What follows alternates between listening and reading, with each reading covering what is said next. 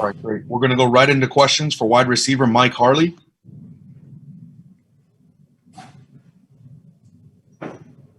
First up, we have David Furones from the Sun Sentinel. David, go ahead. Hey, Mike, what was your reaction this week when you saw the team was opening up a wide receiver competition? Did you really accept that as a challenge, take it upon yourself that you had to step up going into this game? Yes, sir. It's very hard to play this type of position at this type of university.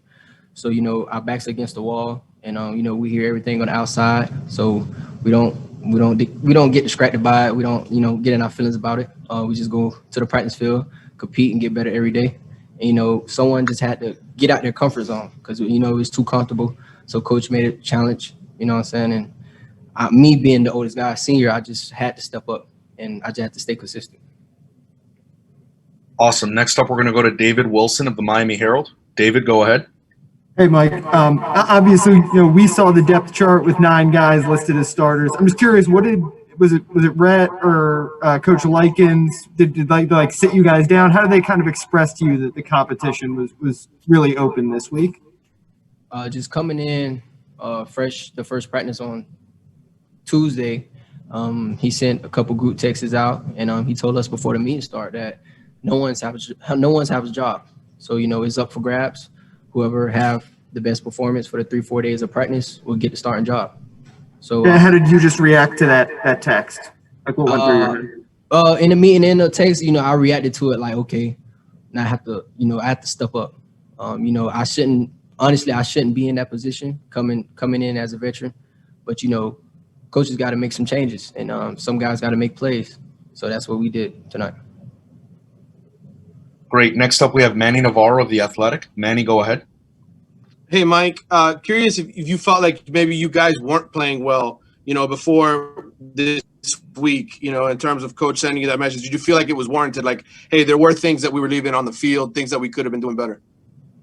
Yeah, it all started from practice. We was always taking a shortcut. We wouldn't stand after practice catching jugs. We just do the bare minimum. All the extra work we had to put in, after Clemson game, because that's when we went downhill. Because if we don't go, we don't go. And when I say we, I mean the receivers. And you can see that when the receivers don't make plays, the offense kind of struggle. You know what I'm saying? So we just come out every day competing, and we just doing the little things right, details, heavy on film, heavy on jugs, and just come out practice competing like it's our last day. You mentioned hearing the outside noise. I'm curious how much, maybe friends or family or people were like, hey, everybody's questioning you guys. I mean, was it a lot of text messages? Was it Twitter? What was it that, the outside noise when you're hearing that?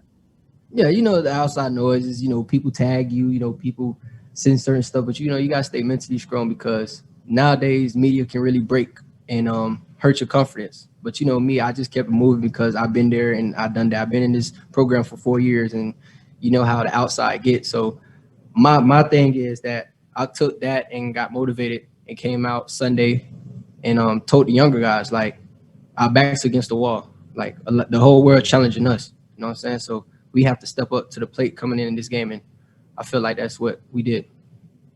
Thanks. All right. We have time for a few more. Next up, we have Tom D'Angelo of the Palm Beach Post. Tom, go ahead.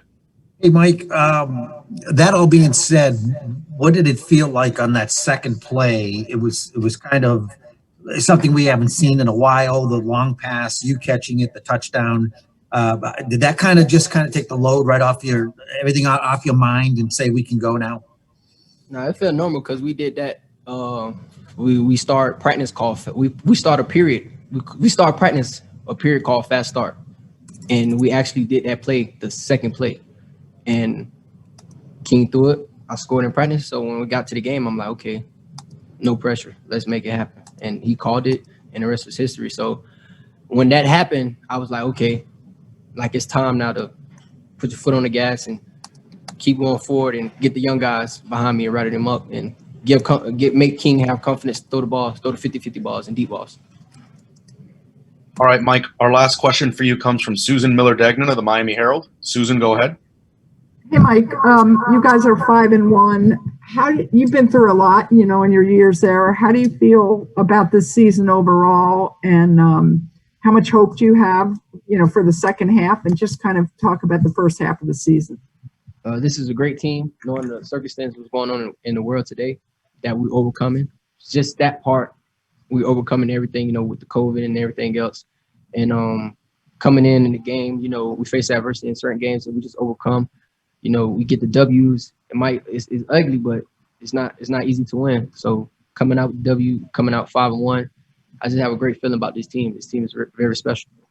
How far do you think you guys can go now with the second half coming up, and you've got the ACC title game possibly in play? We go very far. I believe, and I know my teammates believe, and I know the coaches believe, we go very far. We're not worrying about anyone on the outside, the doubters, none of that. We just in our own bubble, working every day, and performing at our greatest on Saturdays. Thank you. Awesome. Thanks a lot, Mike, and congratulations on the victory. David asks, did you see a different attitude from the wide receivers this week?